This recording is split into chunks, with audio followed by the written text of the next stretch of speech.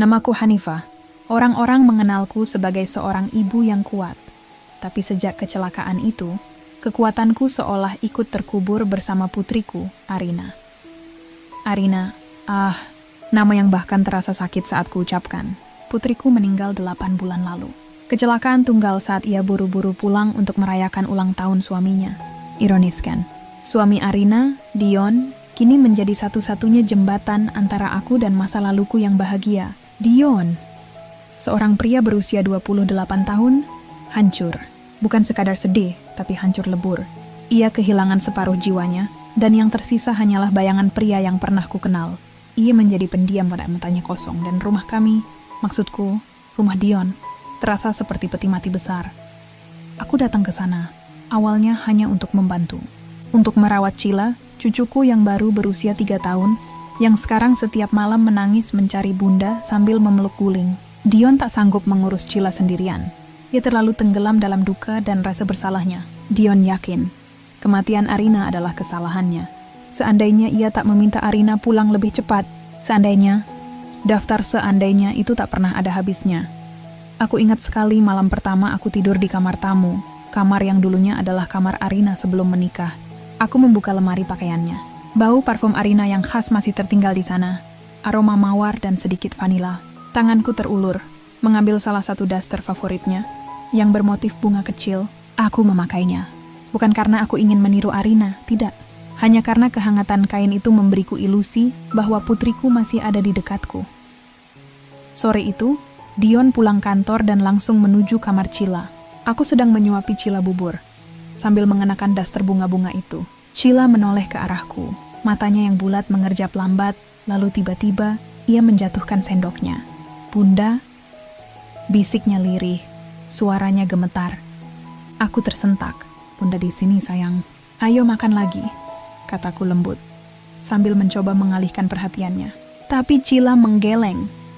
Bunda yang itu, katanya menunjukku. Bunda yang cantik. Cila kangen, air mataku langsung tumpah. Bukan karena terharu, tapi karena takut. Cila mulai menyangkal duka.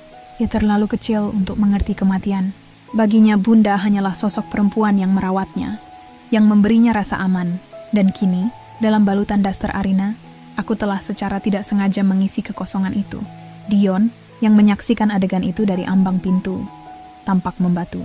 Ada secercah cahaya, semacam kelegaan yang mengerikan, di matanya yang selalu muram. Dia mendekat, lalu dengan suara berat yang jarang kudengar, ia berkata, Hanifah, engkau terlihat. Ia tak melanjutkan kalimatnya, tapi aku tahu apa yang ia maksud. Aku terlihat seperti Arina. Sejak hari itu, daster bunga-bunga itu seolah menjadi jubah penenang bagi Cila. Dan bagi Dion, entahlah.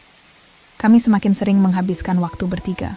Dion mulai bicara lebih banyak, bukan tentang pekerjaannya, tapi tentang kenangan-kenangannya bersama Arina. Saat ia bercerita, matanya tak lepas dari wajahku, dari daster yang kukenakan. Kadang, saat ia tertawa kecil mengingat tingkah konyol Arina, aku bisa merasakan hatiku mencelos. Ia tidak melihatku, Hanifah, ibu mertuanya. Ia melihat Arina, istrinya. Suatu malam, hujan turun deras sekali. Listrik padam. Hanya ada cahaya lilin di ruang tengah. Cila sudah tidur. Aku sedang merapikan piring di dapur. Tiba-tiba, Dion sudah berdiri di belakangku. Hanifah, panggilnya. Suaranya rendah dan serak. Aku berbalik. Jarak kami hanya sejengkal. Aroma kolon yang biasa dipakai Arina, Dion masih memakainya. Tiba-tiba terasa sangat dekat, sangat mengganggu. Ya, Dion. Tangannya terangkat, bukan untuk menyentuhku, tapi untuk memegang kalung yang melingkari leherku.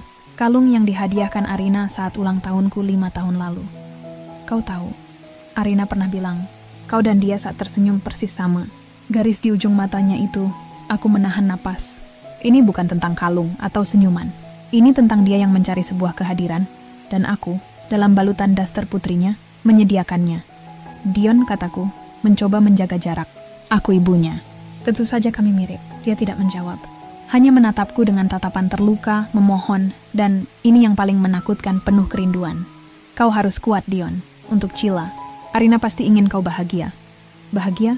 Dion tertawa hambar. Suara itu terdengar seperti pecahan kaca. Bagaimana aku bisa bahagia kalau separuh diriku pergi? Hanifah, aku butuh dia. Aku butuh ketenangan. Tiba-tiba, ia mendekat, terlalu dekat dan memelukku. Bukan pelukan hormat seorang menantu kepada mertuanya. Ini adalah pelukan putus asa seorang pria yang sedang tenggelam. Pelukan yang mencari kehangatan yang hilang. Aku terpaku, kaku seperti patung. Aku bisa merasakan getaran tubuhnya, aroma nafasnya yang hangat. Aku harus mendorongnya. Aku harus berteriak, aku ibumu. Ibu Arina. Tapi yang terjadi, tanganku malah terangkat. Membalas pelukannya. Seolah-olah, untuk sesaat, aku juga sedang mencari perlindungan dari badai duka yang sama. Saat itu aku tahu, kami berdua berada di jalur yang sangat berbahaya. Dion mulai melihatku bukan sebagai mertua, tapi sebagai pengganti. Dan aku mulai merasa, dalam pelukan haram ini, aku sedikit bisa meredakan rasa sakitku karena kehilangan Arina. Sebuah kompromi jiwa yang akan membawa kami ke jurang yang paling dalam. Sejak pelukan malam itu, suasana di rumah kami berubah total. Bukan lagi canggung, tapi tegang dengan makna ganda yang tak terucapkan. Dion mulai bersikap lebih lembut, lebih perhatian, bukan hanya padaku sebagai ibu mertua, tapi dengan cara yang lebih personal. Dia mulai menanyakan bagaimana perasaanku, bukan hanya tentang Cila, tapi tentang kehilanganku sendiri. Bagaimana Tante Hanifah bisa sekuat ini? Aku saja hampir menyerah setiap hari, katanya suatu pagi, saat kami sarapan berdua. Cila sedang bermain di teras. Kekuatan itu datang dari rasa sayang. Dion, jawabku, mencoba menjaga kontak mata agar tetap formal. Aku harus kuat untuk Arina. Aku harus memastikan Cila baik-baik saja, karena itu adalah tugas terakhirku sebagai ibunya. Dion menatapku. Tatapannya itu, ia tak melihat seorang tante. Ia melihat seorang wanita yang ia anggap memiliki blueprint yang sama dengan istrinya. Kau melakukan persis seperti yang akan dilakukan Arina. Bisiknya, nadanya penuh pemujaan. Kau persis seperti Arina. Setiap kali dia mengatakan itu, aku merasa jijik pada diriku sendiri. Aku tahu yang dia butuhkan adalah psikolog. Atau mungkin teman bicara. Tapi ia datang padaku. Dan aku, karena kelemahan dan kerinduanku pada Arina, membiarkan diriku menjadi objek proyeksi fantasinya. Aku merasa seperti mencuri identitas putriku sendiri demi menenangkan hati seorang pria yang seharusnya tak boleh kusentuh. Konflik batin ini mulai memuncak dalam hal-hal kecil. Aku mulai jarang mengenakan daster bunga-bunga itu. Aku sengaja memilih pakaian yang lebih kaku, lebih ibu-ibu, tapi Dion memperhatikannya. Kenapa tante tidak pakai daster yang itu lagi? Tanyanya suatu malam. Cila selalu senang kalau tante pakai itu. Katanya itu bunda yang harum. Dion, itu hanya pakaian. Kataku tegas. Bukan, itu bukan hanya pakaian. Dia membalas, sedikit memaksa. Itu membuat Cila tenang. Dan jujur, itu membuat rumah ini terasa lebih hidup. Aku terdiam. Aku tahu, ia ingin aku mengenakan kembali topeng Arina. Demi Cila, atau demi dirinya. Aku merasa terpojok. Aku kembali mengenakan daster itu. Dan senyum lega di wajah Dion menghantuiku. Malam itu, Dion sedang sakit. Demam tinggi. Mungkin kelelahan mental yang menumpuk. Aku merawatnya di kamarnya. Mengganti kompres, menyeka keringatnya. Ia meracau. Bukan racauan tak jelas, tapi ia menyebut nama Arina berulang kali. Rin, jangan pergi. Maafkan aku mencintaimu, Rin. Aku duduk di sampingnya, memegang keningnya. Air mataku menetes. Sungguh aku kasihan padanya. Ia seperti anak kecil yang kehilangan arah. Tiba-tiba, Dion meraih tanganku, mencengkeramnya erat, matanya yang panas dan sayu terbuka. Ia tidak fokus, jelas sekali ia setengah sadar. Arina, kau kembali. Aku tahu kau akan kembali. Dion, ini Hanifah, ibumu. Ibu Arina, bisikku, lembut tapi tegas, mencoba menyadarkannya. Dia menggeleng kuat-kuat. Tidak, kau di sini. Kau tidak mati. Aku hanya mimpi buruk, kan? Kau di sampingku. Dia menarik tanganku, lalu membawanya ke pipinya. Kehangatan kulitnya yang demam menyengatku. Tetaplah di sini, Rin. Aku kedinginan. Aku takut sendirian. Aku tidak tahu harus berbuat apa. Mendorongnya saat ia sakit, itu kejam. Tapi membiarkannya dalam delusi ini, itu dosa. Pada akhirnya naluri seorang ibu yang mengambil alih. Aku membiarkan tanganku di sana. Aku membiarkan dia memelukku. Seolah aku adalah guling yang bisa menenangkan jiwanya yang bergejolak. Aku berbisik, ya, Arina ada di sini. Kau tidak sendirian. Saat itulah, rasa kasihan itu berubah menjadi sesuatu yang lebih gelap, lebih rumit. Rasa kesepian kami berdua menyatu di dalam kehangatan sesaat yang salah itu. Aku yang merindukan putriku dan dia yang merindukan istrinya. Kami sama-sama mencoba menghidupkan kembali roh yang telah pergi dengan mengorbankan batas-batas yang ada. Saat demamnya turun dan ia tertidur pulas, aku keluar dari kamar. Berdiri di depan cermin kamar mandi. Aku melihat wajahku sendiri. Aku melihat bayangan Arina di sana. Siapa aku sebenarnya? Seorang ibu yang berusaha menenangkan menantunya. Atau seorang wanita yang secara egois menikmati peran sebagai pengganti. Peran yang memberinya kembali perasaan menjadi seorang ibu yang dibutuhkan. Keheningan rumah itu seolah ikut menghakimiku. Dinding-dinding itu seolah roh Arina benar-benar hadir, menyaksikan kami. Dan aku tahu, aku tidak mungkin kembali ke kamar tamu. Aku sudah melangkah terlalu jauh. Setelah malam itu, kami berdua sepakat untuk tidak membahas kejadian di kamar Dion. Kami berinteraksi seolah tak ada yang terjadi. Tapi pandangan mata kami tidak bisa berbohong. Ada janji yang terselip, sebuah rahasia yang mengikat kami dalam lingkaran sunyi. Kami sama-sama menyangkal bahwa batas itu telah terkikis habis. Fokus kami adalah Cila, dan ironisnya, Cila lah yang justru mendorong kami semakin jauh ke jurang. Cila benar-benar lupa. Ia tak lagi memanggilku nenek atau tante Hanifah. Setiap pagi, ia akan berlari ke arahku, memeluk kakiku, dan berteriak riang, "Selamat pagi, Bunda." Dion tidak pernah mengoreksinya. Awalnya aku mencoba. "Cila, ini nenek." "Bunda sudah di surga, sayang." Tapi Cila akan mengerucutkan bibir, matanya berkaca-kaca. "Tidak, Bunda di sini." Bunda selalu temani Cila. Melihat Cila menangis, Dion akan langsung mendekat, memeluk Cila, dan membisikkan sesuatu yang membuat hatiku mencelos. "Iya, Nak, Bunda memang di sini. Bunda selalu bersama kita." Peran itu, kini, bukan lagi sebuah kebetulan. Itu adalah sebuah kesepakatan diam-diam. Aku adalah bunda yang kembali bagi Cila, dan Dion adalah suamiku yang berduka. Sebuah keluarga palsu yang dibangun di atas fondasi duka dan delusi. Di siang hari, aku adalah Hanifah, ibu dari Arina, yang mengurus rumah, memasak, dan mengajari Cila mengeja. Tapi di malam hari saat Cila tidur, di kamar yang dulu milik Arina, saat Dion masuk tanpa bicara, hanya dengan tatapan mata yang penuh permohonan, aku berubah. Aku mulai memakai lebih dari sekadar daster Arina. Aku mencoba syal yang ia suka, menyisir rambutku dengan gaya yang mirip dengannya. Itu bukan untuk Dion, aku bersumpah. Itu untuk diriku sendiri. Itu memberiku ilusi bahwa Arina masih hidup di dalam rumah ini, masih menjadi bagian dari kami. Suatu malam, Dion duduk di pinggir tempat tidur, tempat aku sedang membaca buku cerita untuk Cila yang sudah tertidur. "Hanifah, aku tahu ini gila," katanya. Menatap karpet. "Aku juga tahu, Dion." Balasku, suaraku nyaris tak terdengar. Aku merindukan cara ia menatapku saat kami akan tidur.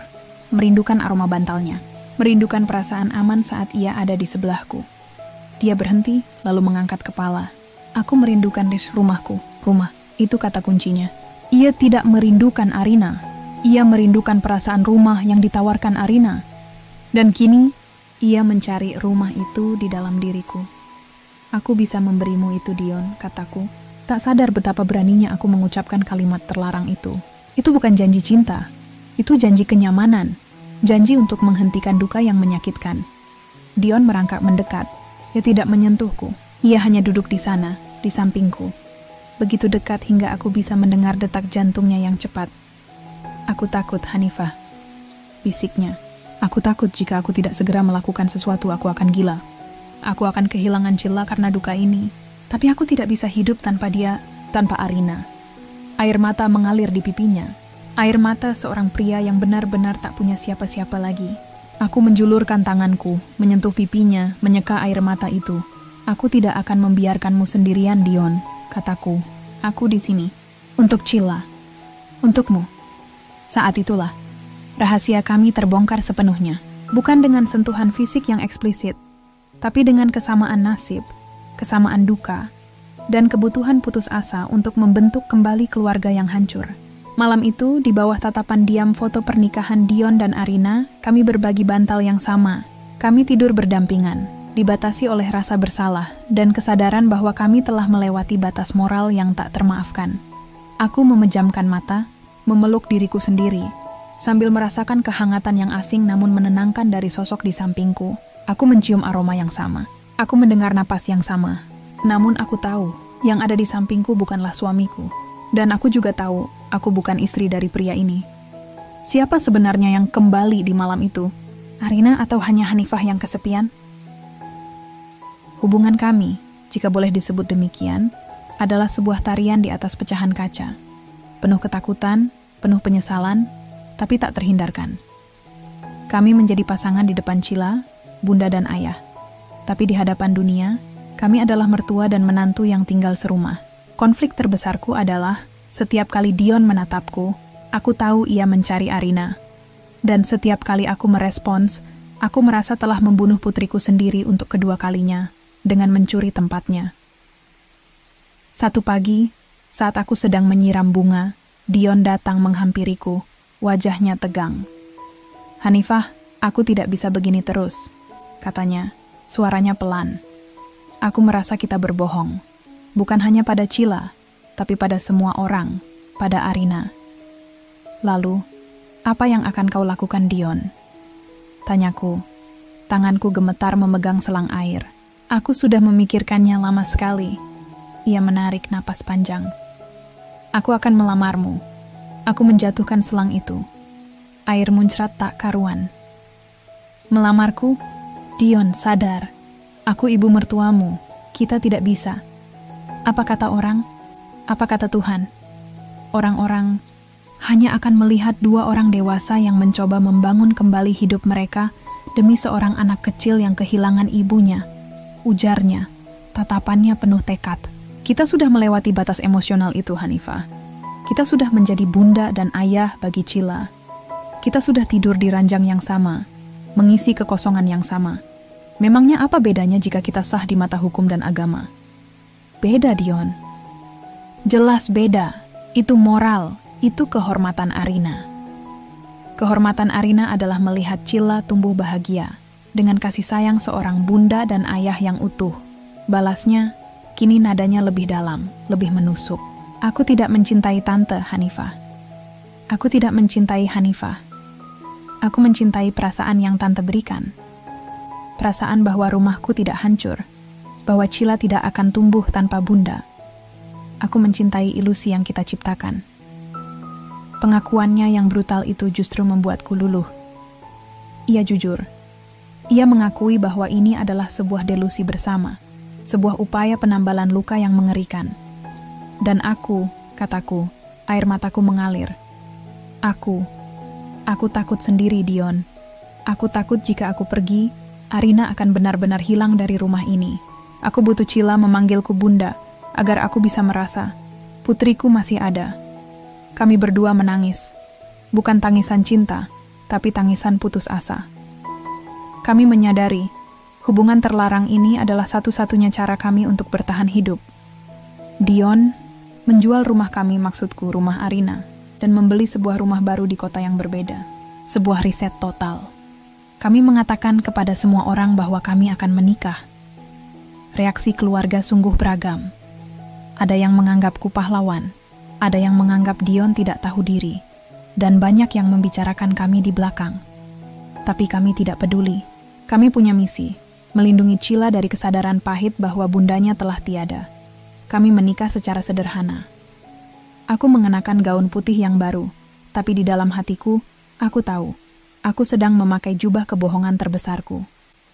Di malam pernikahan, Dion tidak menyentuhku. Ia hanya memegang tanganku erat di ranjang baru kami.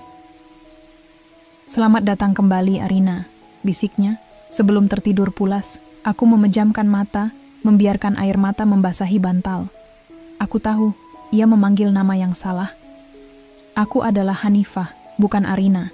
Tapi aku juga tahu, saat itu, di dalam hati Dion, aku telah berhasil kembali menjadi istrinya.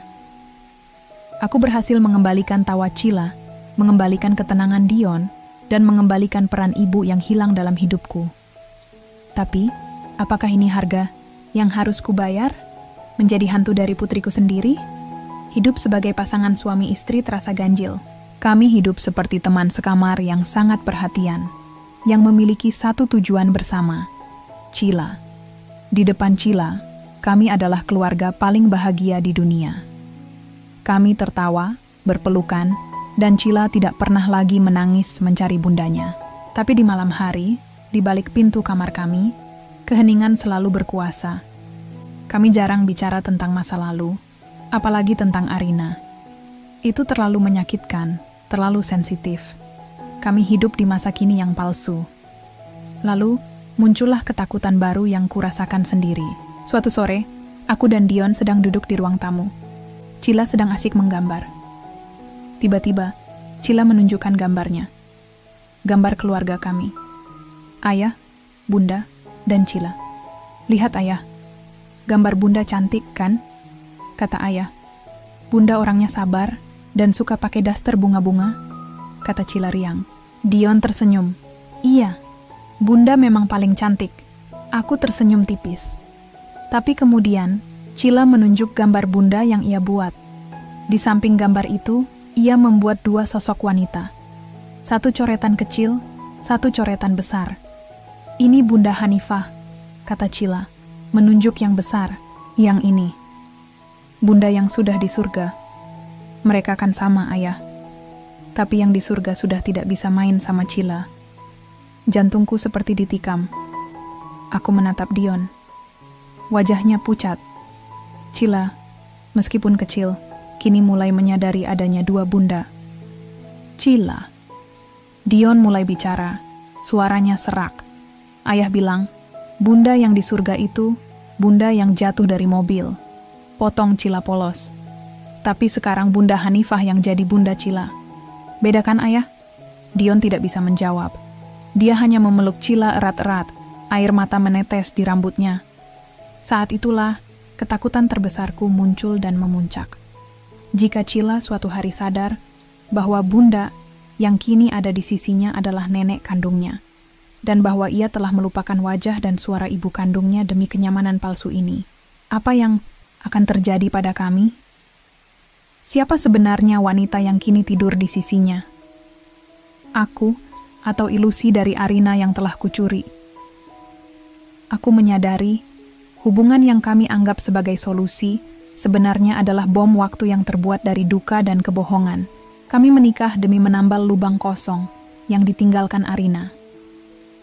Tapi dengan menambalnya dengan diriku, aku telah menciptakan lubang baru di hati Dion, di hati Cila, dan yang paling parah, di hatiku sendiri. Aku telah mencintai Dion. Bukan sebagai pria, tapi sebagai perpanjangan dari Arina. Aku mencintai kenyamanan dan perasaan menjadi bagian dari keluarga lagi. Dan Dion, ia mencintaiku, bukan sebagai Hanifah, tapi sebagai wujud nyata dari ingatan Arina yang ia butuhkan untuk bernapas. Ini adalah cinta yang terlahir dari duka, dan akan mati oleh kebenaran. Aku adalah Hanifah. Aku adalah ibu mertua yang menjadi istri. Aku menyembunyikan rahasia ini, bahwa yang Dion cintai bukanlah diriku, melainkan kenangan dari putriku yang kupinjam. Aku menyembunyikan ketakutan ini, bahwa Cila akan bangun suatu hari dan memanggil nama yang benar. Nenek, sahabatku, jika kamu mendengarkan ini, aku ingin kamu tahu satu hal. Duka itu harus dihadapi, bukan disembunyikan. Aku dan Dion, kami mencoba memotong jalan. Kami mencoba menambal lubang kesedihan yang menganga dengan kenyamanan yang haram. Kami pikir, dengan menikah, kami akan menipu takdir, menghidupkan kembali apa yang telah mati. Tapi yang kami dapatkan hanyalah ketenangan palsu. Sebuah rumah yang penuh dengan cinta yang dicuri, dan ketakutan abadi bahwa suatu hari, anakku sendiri, Arina, akan datang dalam mimpi kami dan menuntut tempatnya kembali. Jangan pernah mencintai ilusi. Jangan pernah mencuri identitas orang lain untuk mengisi kekosonganmu sendiri. Cinta sejati tidak butuh kebohongan untuk hidup. Jika kamu berduka, menangislah sampai habis. Biarkan dirimu hancur, lalu perlahan kumpulkan lagi pecahan-pecahan itu. Jangan mencari orang lain untuk menjadi cerminan dari apa yang telah hilang. Karena pada akhirnya, cermin itu akan retak, dan kamu akan melihat dirimu berdiri sendiri, telanjang di hadapan Tuhan, dengan tangan berlumuran penyesalan. Biarkanlah yang pergi, tetap pergi, karena yang kembali itu seringkali hanyalah penyesalan yang menyamar. Terkadang, Yang paling menakutkan dari sebuah kehilangan bukanlah ketiadaan, tapi upaya putus asa untuk menghadirkan kembali sosok itu. Aku pikir, dengan menjadi bunda yang kembali, aku telah menyelamatkan Dion dan Cila. Ternyata, aku hanya menciptakan kebohongan yang manis, yang kini mengikat kami. Setiap malam, saat Dion memelukku sambil membisikkan nama putriku, aku bertanya pada diriku sendiri. Jika Cila suatu hari sadar bahwa bundanya seharusnya sudah meninggal, siapa sebenarnya wanita yang kini tidur di sisinya? Ingat sahabatku, jangan pernah biarkan duka membuatmu menabrak batas moral. Harga sebuah kebahagiaan palsu selalu terlalu mahal untuk dibayar. Tulis di kolom komentar. Menurutmu, apa yang harus kulakukan sekarang?